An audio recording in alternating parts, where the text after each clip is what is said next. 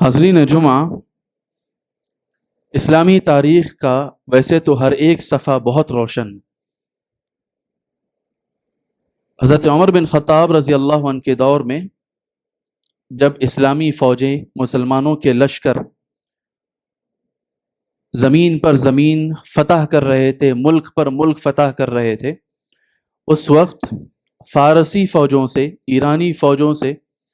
مسلمان فوجوں کا مقابلہ تھا، اور حضرت سعد بن ابی وقاص رضی اللہ عنہ کی سپہ سالاری میں باقاعدہ ایک فوج اس راستے میں رواں دواں تھی، اور دونوں فوجوں کے بیچ ابھی گفتگو جاری تھی۔ یہاں سے وفد جا رہے تھے۔ سعد بن ابی وقاص رضی اللہ عنہ نے اسلامی فوج کے ایک بہترین کمانڈر کہیے، بہترین سپاہی کہیے، جن کا نام تاریخ میں ربعی بن عامر رضی اللہ عنہ لکھا گیا ہے، صحابی رسول ہیں، انہیں بھیجا رستم کے دربار میں۔ رستم جو کہ بہت ہی مشہور ان کا جنگجو تھا اور لیڈر تھا، اور رستم نے کچھ ایسا انتظام کیا کہ مسلمان فوج کی طرف سے ان کا ایک ایمبیسیڈر آ رہا ہے، ایک نمائندہ آ رہا ہے، تو اس نے اپنے دربار کو تھوڑا سا، اور ویسے ہی دربار عالی شان ہوا کرتا ہے، اس نے اور سجایا اور مزین کیا اپنا تخت جو پورا کا پورا سونے کا تھا، اور اپنے درباری اور سارے قالین، ہر چیز عالی شان، تاکہ یہ عرب کے بدو، عرب کے دیہاتی لوگ جب دیکھیں یہ زرق برق چمک دمک، تو انہیں احساس ہو کہ وہ آخر کس فوج سے، کس حکومت سے ٹکر لے رہے ہیں۔ اور ربیع بن عامر رضی اللہ عنہ اس شان سے رستم کے دربار میں حاضر ہوتے ہیں کہ ان کے بدن پر وہی سادہ سا جنگجویانہ لباس ہوتا ہے، ان کی زرہ ہوتی ہوگی جو زرہ ہوگی، ان کی اپنی جو تلوار تھی وہ تلوار تھی، ان کے پاس جو اپنا نیزہ تھا جو اپنا نیزہ تھا، اور وہ بالکل اسی انداز میں اپنے نیزے کو رستم کے عالی شان دربار کے بے حد دبیز اور قیمتی قالین پر رکھ کر اس کی نوک کو چبا کر چیرتے ہوئے آگے بڑھتے ہیں۔ لوگ دیکھتے ہیں کہ کل تک جسے ہم عرب کے بدو سمجھتے تھے، آج ان کا ایک سپاہی کس طرح جو ہے پوری جرت اور استقلال کے ساتھ آگے بڑھ رہا ہے۔ اور وہاں جا کر رستم کے دربار میں جب وہ پوچھتا ہے کہ آخر آئے کیوں ہو تم لوگ؟ کہا جا سکتا تھا کہ ہم تم سے لڑنے کے لیے آئے، کہا جا سکتا تھا کہ ہم تمہاری حکومت حاصل کرنے کے لیے آئے، یہ پیغام دیا جا سکتا تھا کہ ہم اس پوری حکومت کو اسلامی حکومت میں بدلنے آئے ہیں۔ لیکن دیکھیے صحابی رسول یا پھر نمائندہ اسلامی فوج کا جواب اور ان کے لفظوں کا انتخاب، کہا جئنا لنخرج العباد من عبادت العباد الى عبادت رب العباد، کہا ہم آئے ہیں کہ بندوں کو بندوں کی غلامی سے نکال کر بندوں کے رب کی غلامی میں دے دے۔ کہا ہم آئے ہیں ومن جور الادیان الى عدل الاسلام، دنیا کے سارے جھوٹے دین اور مذہبوں کے ظلم، ستم اور زیادتی سے نکال کر انہیں اسلام کی انصاف اور انصاف پرور دامن میں جگا دے۔ کہاں ہم آئے ہیں ومن ضیق الدنیا الى سعة الآخرہ، اس دنیا کی تنگ اور تنگنائیوں سے نکال کر آخرت کی وسعتوں اور کشادگیوں کی طرف اس پوری انسانیت کو لے کر جائیں۔ یہ پیغام جو کہ صرف دیکھا جائے تو 3 جملوں میں ہے، ایک جملے میں 3 حرفی باتیں ہیں ایک طرح سے کہیں جائے، لیکن یہی وہ پیغام ہے جو ہر ایک مسلمان کو انسانیت کے سامنے رکھا جانا چاہیے۔ اور آپ اسی کو اگر آپ بالکل اول دور میں، بالکل شروعاتی دور میں، جبکہ ابھی مدینے کے اندر بھی مسلمان حاضر نہ تھے، پہلی ہجرت مدینہ سے پہلے کی حبشہ کی ہوئی، جس وقت اللہ کے نبی صلی اللہ علیہ وسلم کی اجازت سے بعض صحابہ حبشہ کی طرف ہجرت کر گئے، کیونکہ مکے کے اندر ان کا عبادت کرنا دو بھر ہو گیا تھا، مشرکین نے حد درجہ ظلم و ستم उन पर ढा रखा था। हबशा की तरफ जाने के बाद मक्का के काफिरों और लीडरों ने ये मशवरा किया कि ये लोग जो हमसे छूट कर छुटकारा हासिल करके वहाँ गए हैं और बहुत ही आराम की ज़िंदगी गुजार रहे हैं, कुछ ऐसा करना चाहिए कि उन्हें वापस बुलाया जाए। लिहाजा मक्के के काफिरों की ने एक बड़े बड़े लीडरों को और बहुत ही ज़हीन उस वक्त के लोगों को जो है तैयार किया, जिसमें अमर बिन आस रजी अल्लाह अन्हु का नाम भी आता है, जो बाद में मुसलमान हुए। वो आते हैं नजाशी के दरबार में, हबशा का जो बादशाह है हाजिर होते हैं और उनसे कहते हैं ये लोग फसादी हैं, ये लोग गद्दार हैं, ये लोग फसाद मचाने वाले लोग हैं और इन लोगों ने अपने माँ बाप का दीन छोड़कर एक नया ही दीन इख्तियार कर रखा है और आपके पास आकर पनाह लिए हैं। और ये सारे तोहफे तहाइफ लेकर मैं हाजिर हुआ हूँ अपनी कौम की जानिब से, काफिरों की, कुरैश की जानिब से, कि आप हमें इन लोगों को जो है वापस लौटाएं कि ये मुजरिम हैं हमारे, हम इन्हें वापस ले जाएंगे और सजा देंगे। नजाशी इंसाफ पसंद बादशाह था, उसने कहा पहले मैं सुनना चाहूँगा तस्वीर का दूसरा रुख क्या है, दूसरी बात भी मैं जानना चाहूँगा कि वो लोग क्या कहते हैं। मेरे मुल्क में, मेरे ज़मीन पे ये लोग आए हैं, पनाह लिए हैं, तो मैं जानना चाहूँगा कि वो क्या कहते हैं। लोगों ने, मुसलमानों को बुलाया गया तो मुसलमानों ने यह तय किया कि हमारी तरफ से जाफ़र बिन अबी तालिब, जो अल्लाह के नबी सल्लल्लाहु अलैहि वसल्लम के चचेरे भाई, हज़रत अली के सगे भाई हैं, उन्हें मुंतखब किया कि वो हमारी बात पेश करेंगे। और आप देखिए भरे दरबार में, ईसाइयों की सरजमीन है, सामने ईसाई बादशाह है और फिर कुरैश के लोग भी मौजूद हैं जो दुश्मनी में बिल्कुल मुब्तला हैं, और उनके सामने जाफ़र बिन अबी तालिब ने अपनी बात रखी तो बिल्कुल इस तरह कि ऐ बादशाह, हम एक जाहिल कौम थे, हमारे अंदर हर किस्म का जुल्म, सितम और हर किस्म की बुराइयां फैल चुकी थी। हम मुर्दार खाते, हम चोरी चकारियां करते, हम जो है मासूमों पर जुल्म करते, हम यतीमों का, बेवाओं का हक मारा करते, हम शिर्क किया करते, हम बुत परस्ती किया करते और बेहयाई में मुकम्मल तौर पर हम डूबे हुए थे। अल्लाह तबारक व तआला ने हम में से ही हमारे एक रसूल को भेजा जो हमारी कौम का था, जिसे हम सबसे सच्चा, सबसे अमानतदार जानते थे। उसने हमें बताया कि सारे बुतों को छोड़कर एक अल्लाह की इबादत करो। उसने हमें बताया कि ये जुल्म और ज्यादती का रास्ता छोड़कर इंसाफ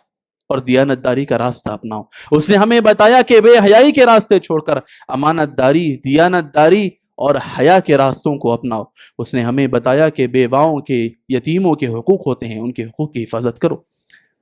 अल्लाह तबारक व तआला ने जब हमें इन जुल्म और सितम की और जहालत की ग़ुलामी से निकाल कर इस्लाम की आज़ादी के साए में अल्लाह तबारक व तआला ने हमें यह नेमत बख्शी, तो हमारी कौम के लोग हमारे दुश्मन हो गए, लिहाजा हमें यहाँ आपके पास आकर पनाह लेना पड़ा। नजाशी ने जब सब कुछ ये सुना तो उसने कहा ये पूरा हक़ रखते हैं कि ये यहाँ पर रह सकें। खैर बात तवील है, मैंने आपके सामने ये बात क्यों रखी है, मैं चाहता हूँ कि इन दोनों सहाबा इकराम के जो अल्फाज हैं, जो तकरीरें हैं, जो अलग अलग दरबार में इन लोगों ने पेश की हैं, वो मेरे और आपके सामने होना चाहिए। सबसे पहली बात, दुनिया की सबसे गंदी, गलीज और सबसे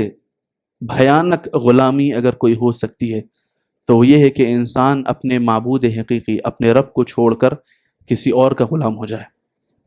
और रबी बिन आमिर रज़ी अल्लाह ने यही बात कही कि हम आए हैं बंदों को बंदों की ग़ुलामी से निकाल कर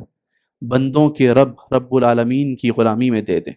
कि रब्बुल आलमीन की ग़ुलामी में मेरा और आपका यहाँ हाजिर होना, मेरे और आपकी यहाँ पे हाजिरी, मेरे और आपकी अल्लाह के घर में हमारे गर्दनों को झुकाना, हमारे सरों को तस्लीम खम करना, ये सबसे बेहतरीन आज़ादी है। इससे बढ़कर आज़ादी का कोई तसव्वुर नहीं। आज़ादी के और बहुत से तसव्वुर हैं जिनका हमें इनकार भी नहीं, लेकिन सबसे बड़ी आज़ादी अगर कोई हो सकती है पूरी इंसानियत की, तो यही आज़ादी का तसव्वुर हो सकता है कि बंदे अल्लाह के ग़ुलाम बंदों की पूजा, बंदों की भक्ति, बंदों की इबादत, बंदों की बंदगी करने के बजाय अल्लाह रब्बुल आलमीन की बंदगी का सही तसव्वुर अपने दरमियान लेकर आए और अल्लाह तबारक व तआला के सामने झुके। यह हमारा असल और हकीकी पैगाम था और इसी पैगाम की वजह से इस मुल्क में भी इस्लाम फैला है। अलग अलग तरीक़ों से इस्लाम आया, लेकिन सबसे पहले जो इस्लाम यहाँ पर इस मुल्क में आया है वो उन अरब ताजिरों की वजह से और अरब ताजिरों के ज़रिए आया, जिन्होंने जब इस्लाम कबूल किया पहली सदी हिजरी में ही, तो उनके मामलात बदल गए। वो पहले भी आया करते थे तिजारत के लिए, लेकिन जब यहाँ के लोगों ने देखा कि जो पहले आदमी आया करता था آج اس کی تجارت میں مکمل طور پر بدلاؤ، ایک انقلاب ہے۔ وہ پہلے جھوٹ بھی بول سکتا تھا، وہ پہلے دام بڑھا سکتا تھا، وہ پہلے دھوکہ دہی کر سکتا تھا، وہ پہلے جو ہے چکما دے سکتا تھا، لیکن آج وہ صرف اور صرف سچائی کا علم بردار ہے۔ آج وہ صرف صاف لین دین کرنا چاہتا ہے۔ آج اس کی ہر حرکت، آج اس کا ہر بیہیویئر، آج اس کا ہر معاملہ، آج اس کی ڈیلنگ ساری کی ساری سچائی پر مبنی ہے۔ لوگوں نے پوچھا، لوگوں نے جانا، اور خود مسلمان بھی زبان سے زیادہ اپنے اخلاق سے اپنی دعوت کو پیش کرنے کا قائل ہوتا ہے۔ اور اس طرح سے جو سمندر کے راستے سے، جو خاص طور پر کیرلا وغیرہ کے جو علاقے ہیں، وہاں سے اسلام پھیلا ہے اور سچی شکل میں پھیلا ہے۔ بعد میں الگ الگ انداز میں لوگ آئے، تصوف کا کچھ غلبہ ہوا، شرک و بدعات کا غلبہ ہوا، یونانی فلسفوں کا غلبہ ہوا، اور ملاوٹیں ہوتی گئیں۔ لیکن میں آپ کے سامنے یہ بات کہنا چاہتا ہوں کہ آج بھی یہ پیغام ڈیو ہے، آج بھی یہ مجھ پر اور آپ پر قرض باقی ہے کہ ہم انسانیت کو یہ بتائیں کہ اصل آزادی کیا ہوتی ہے۔ یہ بہت بڑی آزادی ہے جو مجھے اور آپ کو ملی ہے، اور ہم ایک آزاد ملک میں رہ رہے ہیں، اور اس آزادی میں ہمارا بھی بہت بڑا کنٹریبیوشن ہے، بہت بڑی حصہ داری۔ اگر میں آپ کے سامنے صرف سارے مسلمانوں کی نہیں، صرف اور صرف اہل حدیث علماء کی بات اگر رکھوں تو ڈاکٹر تارا چند ایک بہت بڑے مورخ ہیں، انہوں نے لکھا ہے کہ صرف اگر آپ اہل حدیث علماء کا کنٹریبیوشن جاننا چاہتے ہیں تو 5 لاکھ سے زیادہ علماء اہل حدیث کو ہی جو ہے نا تختہ دار پہ لٹکا دیا گیا، انہیں جو ہے مار دیا گیا۔ بنگال کا پورا علاقہ جھاڑوں پر، درختوں پر علماء اہل حدیث کے جو ہے صرف اور صرف بدن لٹک رہے ہوتے، اور انہیں جو ہے دن چڑھ جاتے، اور انہیں جو ہے وہ پھانسی دیے ہوئے علماء کے جو ہے جسد کو، ان کی لاشوں کو اتارا تک نہ جاتا۔ مسلمانوں کی بہت بڑی حصہ داری ہے، بغیر مسلک کے، بغیر کسی مشرب کی تفریق کے۔ یہ ہماری آزادی بہت مشکلوں سے، بہت ہی محنتوں اور کاوشوں کے بعد حاصل کی گئی، اس لیے ہمارا بہت بڑا حصہ ہے اس کے اندر۔ لیکن آپ کو پتہ ہے، میں جو آپ کے سامنے بات رکھنا چاہ رہا ہوں، ایک بات ہوتی ہے جو بہت عام طور پر ذہنوں میں ہوتی ہے، لوگوں کو پتہ ہوتی ہے، اور ایک بات ہے کہ اس بات کے اندر کی بات کو جاننا اور اس کے مقصد کو سمجھنا، اور وہ یہ ہے کہ جس آزادی کے لیے ہندو، مسلمان، سکھ، عیسائی، سارے برادران وطن نے مل کر پوری کوششیں کی، قربانیاں دیں، اور جب وہ آزادی کے حصول کا وقت آیا تو ملک تقسیم ہو گیا۔ اور آپ کو پتہ ہے کہ مسلمانوں کی ایک اچھی خاصی تعداد اس وقت، جو لوگ تقسیم کے حمایتی تھے، سپورٹرز تھے کہ الگ ملک قائم ہو اور پھر وہاں پر جایا جائے، وہاں پر اسلامی حکومت ہوگی، اور اس اسلامی حکومت اور خلافت کے نام پر مسلمانوں کے ذہنوں کو جس طرح ہائی جیک کیا گیا۔ مولانا ابوالکلام آزاد رحمۃ اللہ علیہ نے بہت بڑا جو تاریخی خطبہ جو دیا، دہلی کی جو جامع مسجد کی سیڑھیوں پہ کھڑے ہو کر انہوں نے آواز لگائی تھی اس وقت سارے مسلمانوں کو، اور کہا کہ میں نے پکارا، تم نے میری پکار کو انسنا کر دیا، میں نے تمہیں چیخ چیخ کر تمہیں آواز لگائی، تم نے جو ہے نظر انداز کر دیا، میری آوازوں کو تم نے دھیان نہیں دیا۔ تمہیں یہ سمجھنا چاہیے کہ یہ تمہارا اپنا ملک ہے، یہاں پر ہم نے 800 سال سے زیادہ حکومت کی ہے، یہ ہمارا اپنا ملک، ہماری اپنی سرزمین، اور شریعت کے مطابق بھی مسلمان کا اپنے ملک سے، اپنی مٹی سے ایک تعلق ہوتا ہے، ایک محبت ہوتی ہے، جسے شریعت نے کبھی بھی جو ہے خلاف شریعت نہیں جانا، شریعت نے جس نے کبھی بھی نامناسب نہیں سمجھا۔ اور مولانا ابوالکلام آزاد کی اس دہائی کے بعد، اس اپیل کے بعد کہ تم لوگ کہاں جا رہے ہو اور کس سرزمین کو چھوڑ کر جا رہے ہو، ان کے الفاظ مجھے فی الوقت بالکل بعین ہی یاد نہیں، لیکن انہوں نے کہا تھا یہ کل ہی کی بات ہے کہ جمنا کنارے تمہارے لشکر اترے تھے، اس پانی سے جو ہے تمہارے لشکروں نے وضو کیا تھا، اور وہ حوالے دے دے کر تاریخی انہوں نے ایسے مسلمانوں کو، ہزاروں کے قریب جو مسلمانوں نے فیصلہ کیا تھا کہ ہم چلے جائیں گے پاکستان کی طرف، انہوں نے اپنے فیصلے اور اپنے ارادے بدل لیے۔ میں کہنا یہ چاہتا ہوں کہ یہ جو فیصلہ تھا مسلمانوں کا اس طرف جانے کا، جذبات پر مبنی تھا۔ اور آپ یاد رکھیے، انسان کو سب سے بڑی غلامی جو آج ملی ہے وہ ہے جذباتیت کی غلامی۔ اس جذباتیت نے ہماری قوم کا، مسلمانوں کا جتنا نقصان کیا ہے، کسی چیز نے نقصان نہیں کیا۔ اس جذبات کو استعمال کر کے، اس جذبات کو ورغلا کر، اس جذبات کی بنیاد پر خاص طور پر الگ الگ انداز میں اپنے ایجنڈا کو رکھ کر مسلمانوں کو بہت زیادہ بہکایا گیا، اور آپ دیکھیے ایک لڑائی جو جاری تھی ایک ملک کی آزادی کے لیے، وہ پوری کی پوری لڑائی بالکل تقسیم ہو گئی، بالکل ڈائیورٹ ہو گئی، اور اس کا رخ بدل دیا گیا، اور اس کو جو ہے تقسیم کے لیے لاکھوں لوگوں نے جو ہے اس طرح صرف اس بات پر کہ ہاں اسلامی حکومت قائم ہوگی۔ اور آپ جب دیکھیے 70-75 سالوں کے بعد بھی پڑوس کا حال کیا ہے، اسلام اور مسلمانوں کا حال کیا ہے، وہاں پر مدارس اسلامیہ کا حال کیا ہے، وہاں پہ علماء اسلام کا حال کیا ہے، سچی اسلام کی تصویر کا حال کیا ہے، یہاں تک کہ جو لوگ ہجرت کر کے وہاں گئے تھے ان کا حال کیا ہے۔ اور یہ کیوں ہوتا ہے؟ میں جو آپ کو اصل بات سمجھانا چاہتا ہوں وہ ہے اصل پوائنٹ جو میں بھی آپ کے سامنے خطبے میں رکھنا چاہتا ہوں۔ مذہب کے نام پر، تہذیب کے نام پر، خاص طور پر دینی تعلیمات کے نام پر، اور آج کا جو فیشن ہے وہ اسلامی خلافت کے نام پر مسلمانوں کے جذبات کو بہکایا جاتا ہے، اور اپنے اپنے مطلب کو بالکل اس طرح استعمال کرنے کے لیے اپنے اپنے مطلب کو حاصل کیا جاتا ہے۔ اسلامی حکومت کے نام پر لاکھوں کے لوگ وہاں چلے گئے اور بٹوارا ہو گیا۔ مولانا ابوالکلام آزاد نے کہا تھا کہ وہاں اسلام زندہ نہیں رہے گا، یہاں مسلمان پریشان ہو جائیں گے، اور آج دیکھیے وہی حال، یہاں مسلمان پریشان ہیں، وہاں اسلام پریشان ہے، کہ جس دین اور مذہب کے نام پر ایک پورا ملک قائم کیا گیا وہاں اسلام کی تصویر کا کوئی اتا پتہ ہی نہیں۔ تو یاد رکھیے آج بھی سوشل میڈیا پہ آپ کو ایسے بہت سے لوگ ملیں گے جو خلافت کے نعرے لگا رہے ہوں گے، لیکن اسلام کی سچی حقیقی تعبیر سے ان کا کوئی واسطہ نہیں، محض نعرے لگانا، محض پرجوش کلمات اور تقریریں ادا کرنا، یہ اسلام کی سچی تصویر نہیں، اسلام کا سچا تصور نہیں۔ اور آج میں آپ کے سامنے پوری ذمہ داری کے ساتھ کہنا چاہتا ہوں، ہزاروں نہیں لاکھوں ایسے نوجوان ہیں جو سوشل میڈیا پر مختلف قسم کے نعروں اور مختلف قسم کی تقریروں سے متاثر ہو کر کوئی دین سے دور ہو رہا ہے، کوئی جہاد کے نام پر، کوئی خلافت کے نام پر، کوئی دین کے الگ الگ تعبیر کے نام پر، ہر آدمی الگ الگ انداز میں اپنا اپنا ایجنڈا رکھ رہا ہے، اور مسلمانوں کی اور خاص طور پر نوجوانوں کی ایک بڑی تعداد ان سے متاثر ہو رہی ہے۔ تو آزادی تو اصل میں یہ ہے کہ انسان اپنی روٹس اور اپنی جڑوں سے سب سے پہلے جڑا رہے، اور وہ کیا ہے؟ قال اللہ وقال الرسول، کتاب اللہ اور سنت رسول۔ اگر آپ کو اللہ کی کتاب اور سنت رسول کا پیغام نہیں پتہ تو یہ چیخنے چلانے والے، پرجوش نعرے لگانے والے، یہ جذباتیت کا سہارا لینے والے، ان لوگوں سے آپ کو محفوظ رہنا ہوگا۔ اور اس کی سب سے بہترین شکل یہ ہے کہ آپ راسخین فی العلم، علماء راسخین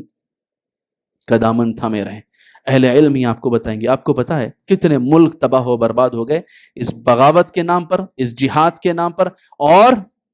اس جہاد کا مطلب جن لوگوں نے اپنے اپنے ایجنڈا کے لیے، شام کے اندر، عراق کے اندر ہم نے ایک سعودی عالم کی تقریر سنی،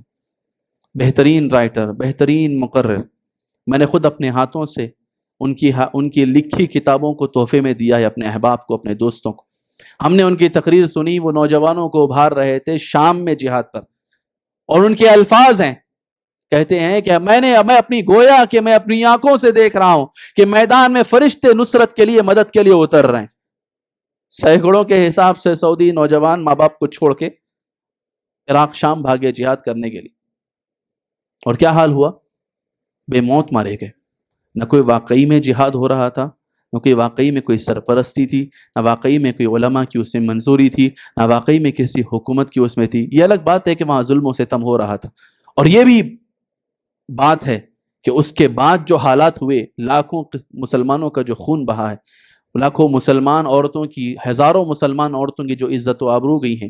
جو روافظ اور شیعہ ملیشیاؤں کے ہاتھوں مسلمانوں کی جان و مال گئے ہیں، اس کا تو کوئی حساب و کتاب نہیں ہے جو اس کے رزلٹ میں اور اس کے نتیجے میں ہوا ہے۔ یہ جو میں آپ کے سامنے فی الوقت جو منظر نامے چل رہے ہیں، اس کا منظر ایک ہلکی سی جھلک اس لیے پیش کر رہا ہوں کہ ہم اپنی جڑوں سے دور ہو رہے ہیں۔ آج بھی اگر ہم غلام ہیں تو ہماری غلامی محدود ہے کہاں تک؟ یا ہماری آزادی محدود ہے اور ہماری غلامی آگے بڑھ رہی ہے کہاں تک پتہ ہے؟ یا تو ہم جذبات کے مارے ہو گئے ہیں، یا پھر دینی طور پر اگر دیکھا جائے تو بدعات و خرافات کے مارے۔ دینی طور پر بھی بدعات و خرافات آج مسلمانوں کے اندر اس قدر زور پکڑے ہوئے ہیں کہ آج بھی ہم جو اپنے آپ کو ہم سمجھتے ہیں اور کہتے ہیں کہ ہم اللہ تبارک و تعالیٰ اور اللہ کے نبی صلی اللہ علیہ وسلم کی تعلیمات کو پکڑے ہوئے ہیں، ہم یہ پیغام آگے نہیں پہنچا رہے۔ دوسری بات، ہمارے جو برادران وطن ہیں، غیر مسلم احباب ہیں، ان تک بھی ہمارا پیغام یہ نہیں پہنچا جو ہمارے صحابہ، ہمارے اسلاف نے پہنچایا تھا۔ آج بھی آپ دیکھیے ایک بڑی تعداد، 50% سے بھی زیادہ بڑی تعداد دلت اور جو ہے پچھڑے ہوئے طبقوں کی ہے ہمارے ملک کے اندر، اور ہم نے ابھی تک انہیں یہ پیغام نہیں پہنچایا کہ اسلام مساوات کا کیسا درس دیتا ہے۔ آج بھی آپ دیکھیے، ایک زمانہ تھا جو بہت زیادہ تھا کہ اونچے طبقے کے لوگ نچلے طبقے کے لوگوں پر حد درجہ ظلم و زیادتی کرتے، چھوت چھات کا ماحول ہوتا، لیکن آج بھی آپ سنتے ہوں گے آئے دن اخبار میں کہ فلاں جو ہے دلت کو پر ظلم ہوا، فلاں دلت نوجوانوں کو جو ہے مار دیا گیا، فلاں دلت نوجوانوں کے ساتھ امتیازی سلوک برتا گیا۔ سوال یہ ہے کہ دعوتی نقطہ نظر سے مسلمانوں نے کب غیر مسلم بھائیوں تک اور غیر مسلم برادران وطن تک یہ پیغام پہنچایا کہ میرا اور آپ کا دین ان ساری باتوں کو نہیں مانتا، میرا اور آپ کا دین مجھ کو اور آپ کو ایک آدم کی اولاد مانتا ہے۔ یہ وہی دین ہے جس میں اللہ کے نبی صلی اللہ علیہ وسلم نے بہت ہی کلیئرلی ڈکلیئر کر دیا تھا آج سے 1400 سال پہلے کہ لا فضل لعربی علی عجمی ولا لعجمی علی عربی، نہ کسی عربی کو کسی عجمی پہ فوقیت حاصل ہے، نہ کسی عجمی کو کسی عربی پر کسی قسم کی فوقیت حاصل ہے، کسی کالے کو کسی گورے پر اور کسی گورے کو کسی کالے پر کسی قسم کا امتیاز یا فوقیت اور حیثیت حاصل نہیں۔ اور آپ نے فرمایا کلکم لآدم وآدم من تراب، کہ تم سب آدم کی اولاد ہو اور آدم مٹی سے بنائے گئے ہیں۔ میری اور آپ کی اصل صرف اور صرف یہی ہے کہ میں اور آپ آدم کی اولاد ہیں اور اللہ کے بندے ہیں، لیکن میں اور آپ یہ پیغام کب پہنچانے والے ہیں؟ کیا یہی برادران وطن تک یہی پہنچانا کافی ہے کہ ہم مسلمان ہیں، ہمیں جو ہے اپنی عبادت کرنے دو، ہماری مسجدوں کو کھلا رکھنے دو؟ یہ جو ایک نظریہ ہے یہ بہت ہی کمزور سا نظریہ ہے، اور اگر آپ 200 سال پہلے تک بھی اگر آپ جائیں گے، 150 سال پہلے تک بھی، تو پھر آپ دیکھیں گے کہ مسلمان بالکل فرنٹ فٹ پر یہ بات علانیہ رکھا کرتے تھے کہ یہ جو دین ہے یہ ہم سب کے لیے، اس میں ہر ایک کے لیے حل، ہر ایک کے لیے نجات، ہر ایک کے لیے حفاظت، ہر ایک کے لیے جو ہے ہر قسم کا درد، ہر قسم کے درد کا جو ہے درما اور علاج ہے۔ اور یہ بات آج بھی ہمیں آگے بڑھ کے رکھنے کی ضرورت ہے۔ اور میں نے جعفر ابن ابی طالب رضی اللہ عنہ کی جو تقریر آپ کے سامنے رکھی، شاید کسی اور موقع پہ میں نے اس کا آپ کے سامنے ذکر کیا تھا کہ ایک نوجوان صحابی بالکل اوائل ہجرت میں، بالکل اوائل اسلام کے دور میں ایک دربار کے اندر کھڑا ہو کر اسلام کو جو ہے ریپریزنٹ کر رہا ہے، اس کی نمائندگی کر رہا ہے کہ آج ہم اور ہمارے نوجوان ایک ایسے سٹیج پر، ایک ایسی جگہ پر جہاں آپ کے سامنے آپ کے دشمن بھی ہوں، آپ کے مخالفین بھی ہوں، اور آپ کے سامنے ایسے لوگ بھی ہوں جو نیوٹرل قسم کے ہوں، اور دنیا آپ کی آواز سننے کے منتظر ہو، آپ کا پوائنٹ آف ویو جاننا چاہتی ہو، آپ کا پرسپیکٹیو کیا ہے، آپ کا نظریہ کیا ہے، آپ کا بیانیہ کیا ہے، آپ کا مقدمہ کیا ہے، آپ کہنا کیا چاہتے ہیں، کیا بات رکھنا چاہتے ہیں، اور آپ کے پاس دنیا کے لیے کیا حل ہے۔ یہ بات اگر آپ کہنا چاہتے ہو تو کیا آج ہم اور ہمارے نوجوان مکمل یقین کے ساتھ اور علم کے ساتھ یہ بات کسی دربار میں، کسی جگہ پر، کسی بڑی عدلیہ میں اور کورٹ میں یا کہیں پر بھی اوپن پلیٹ فارم پر رکھ سکتے ہیں اور رکھنے کے قابل ہیں کہ یہ ہمارا دین ہے؟ ہم اپنے دین کی کسی تعلیم پر شرمندہ نہیں، بلکہ پورے فخر کے ساتھ ہم اپنے دین پر، اپنی تہذیب پر عمل پیرا ہیں، اور ہم آپ کے سامنے بھی یہ بات رکھنا چاہتے ہیں کہ اگر آپ بھی اس دین کی پناہ میں آؤ گے تو انشاءاللہ سرخ رو ہوگے، دنیا میں بھی کامیابی انشاءاللہ اور آخرت میں بھی کامیابی ہوگی۔ یہ کب ہوگا؟ جب کہ میں اور آپ علم اور یقین یہ دونوں چیزیں حاصل کر سکیں گے۔ اور یہ کیوں ہمارے پاس نہیں ہے؟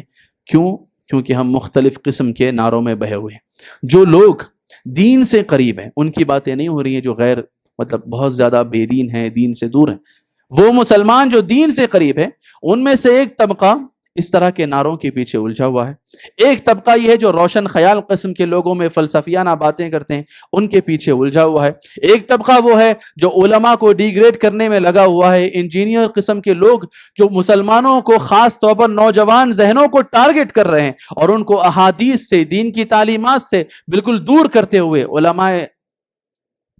راسخین سے دور کر کے اپنی اپنی جگہ لے جا رہے ہیں اور عقیدے کی بنیادی چیزوں سے دور کر رہے ہیں۔ صحابہ پر حرف آ رہا ہے،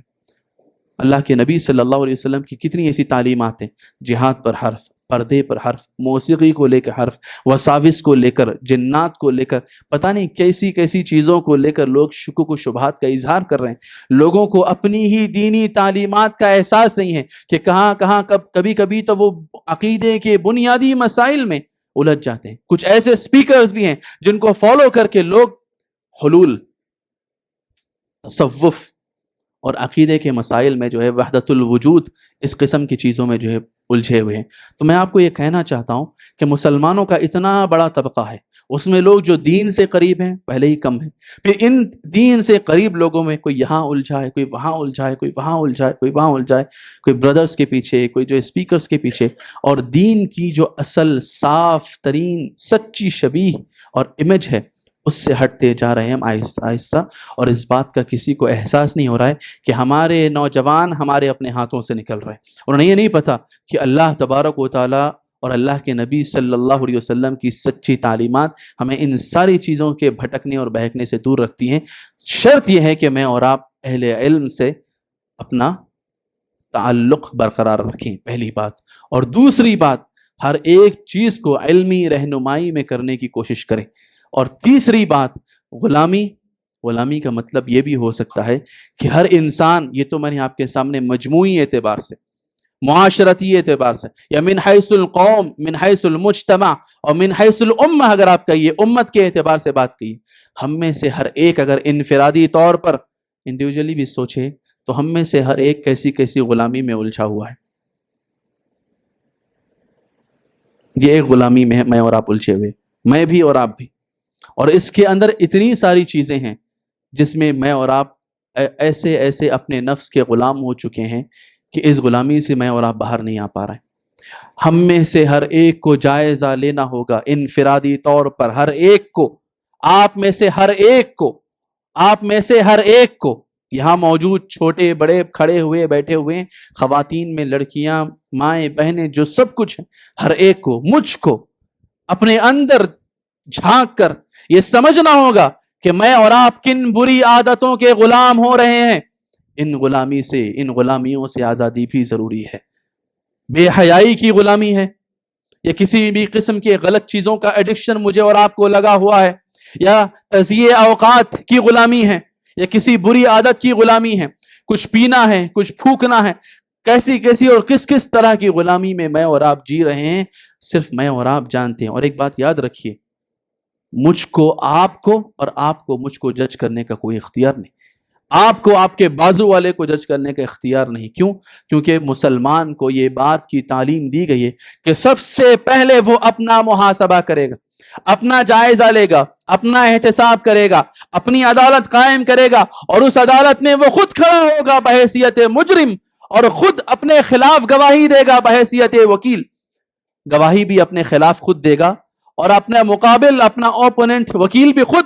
اپوائنٹ کرے گا، اور اپنے آپ، اور سزا بھی خود کو سنائے گا کہ ہاں یہاں میں غلطی پر ہوں، یہاں میں غلطی پر ہوں، یہاں میں غلط راہوں پہ جا رہا ہوں، لہٰذا یہ میرے لیے ضروری ہے کہ میں اپنی اصلاح کا کام کروں۔ اسی کو کہتے ہیں تزکیہ نفس۔ قرآن نے کہا، اور آپ بار بار جمعہ کی نمازوں میں سنتے ہوں گے، قد افلح من تزکا، کہ جس نے اپنا تزکیہ کیا، جس نے اپنے آپ کو پاک کیا، جس نے اپنے آپ کی پاکی صفائی کا راستہ اختیار کیا، افلح،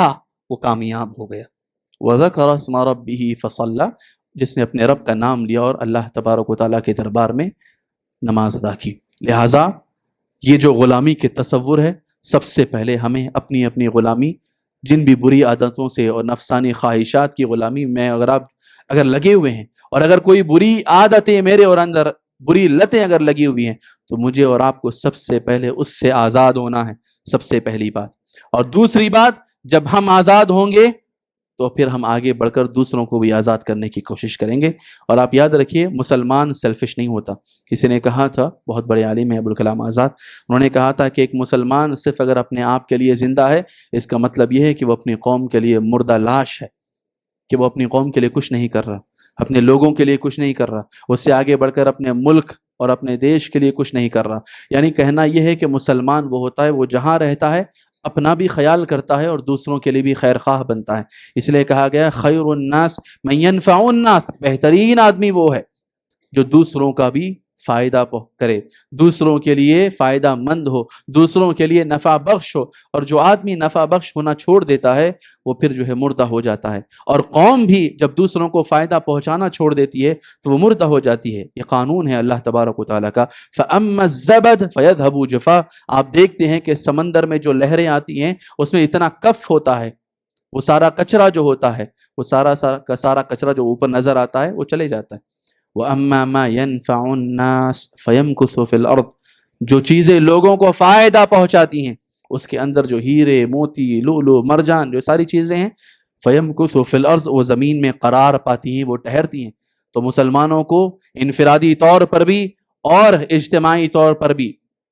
اگر فائدہ مند بنیں گے تو ہم کامیاب ہوں گے، ہم لیڈ کر سکتے ہیں. اگر ہم صرف اپنا اپنا کرتے رہیں گے، کیونکہ یہ ہمارا تصور ہی نہیں. ہمیں کہا گیا ہے کہ آپ کے سامنے اگر لوگ جہنم کی طرف جا رہے ہیں تو آگے بڑھو اور انہیں پکڑو اور انہیں سمجھاؤ کہ یہ راستہ جہنم کا راستہ ہے. دینی اعتبار سے بھی اور دنیاوی اعتبار سے بھی ہماری ذمہ داری ہے کہ ہم اس ذمہ داری کے اہل بنیں سب سے پہلے، اور ہم خود بھی آزاد ہوں اپنی اپنی غلامیوں سے نکل کر، اور برادران وطن کو بھی یہ بتانے اور سمجھانے کی کوشش کریں کہ اسلام کا سچا تصور ہی ہر طرح کی غلامی سے آزادی سے، ہر طرح کی غلامی سے آزادی کی طرف آنے کا راستہ اور ذریعہ ہے. اللہ تبارک و تعالیٰ مجھ کو اور آپ کو نیک توفیق نصیب فرمائے. جو باتیں آپ کے سامنے رکھی گئی ہیں میں امید کرتا ہوں کہ اس کے بنیادی مقصد کو میں اور آپ سمجھ سکیں اور اس کی بنیاد پر عمل کر سکیں. وبارک اللہ لنا ولکم فی القرآن العظیم ونفعنا وإياكم بما فيه من الآيات والذكر الحكيم إنه تعالى جواد كريم ملك بر رؤوف رحيم رب حليم. إن الحمد لله نحمده ونستعينه ونستغفره ونعوذ بالله من شرور أنفسنا ومن سيئات أعمالنا. من يهده الله فلا مضل له ومن يضلل فلا هادي له وأشهد أن لا إله إلا الله وحده لا شريك له وأشهد أن محمدا عبده ورسوله. حاضرین جماعت، جمعہ کی جو سنن ہے اس کا اہتمام کیجیے، زیادہ سے زیادہ درود اور اللہ کے رسول صلی اللہ علیہ وسلم پر سلام بھیجیے، اور کوشش کیجیے کہ جو قبولیت کے جو اوقات ہیں ہم زیادہ سے زیادہ اللہ سے قریب ہوں، اور جو بھی ہماری حاجتیں اور ضرورتیں اللہ سے مانگیں. کچھ منٹ تاخیر سے جمعہ کا خطبہ شروع ہوا ہے، اس کے لیے معذرت خواہ ہوں. حالانکہ گھنٹہ سوا گھنٹہ پہلے نکلنے کی کوشش ہوتی ہے، لیکن شہر کا جو ٹریفک کا ماحول ہے، میں ذمہ داری سمجھتا ہوں کہ آپ کے سامنے اس کے لیے جو ہے تاخیر کے لیے معذرت کروں. اللہ تبارک و تعالیٰ آپ کے اوقات میں بھی برکت دے، اور آپ کے مال میں، عمر میں، زندگی میں، آل اولاد میں، کاروبار میں اللہ تبارک و تعالیٰ خیر کی بارشیں نازل فرمائے. اللہ آپ تمام کو شاد و آباد رکھے اور ہم سب کو ایک بنائے، نیک بنائے، اور اس راستے پر جس کی منزل جنت ہے مجھ کو اور آپ کو ثابت قدم رکھے. ان اللہ وملائکتہ یصلون علی النبی یا ایھا الذین آمنوا صلوا علیہ وسلموا تسلیما. اللهم صل علی محمد وعلی آل محمد كما صليت على إبراهيم وعلى آل إبراهيم إنك حميد مجيد. اللهم بارك على محمد وعلى آل محمد كما باركت على إبراهيم وعلى آل إبراهيم إنك حميد مجيد. إن الله يأمر بالعدل والإحسان وإيتاء ذي القربى وينهى عن الفحشاء والمنكر والبغي يعظكم لعلكم تذكرون. اذكروا الله يذكركم وادعوه يستجب لكم ولذكر الله أكبر والله يعلم ما تصنعون.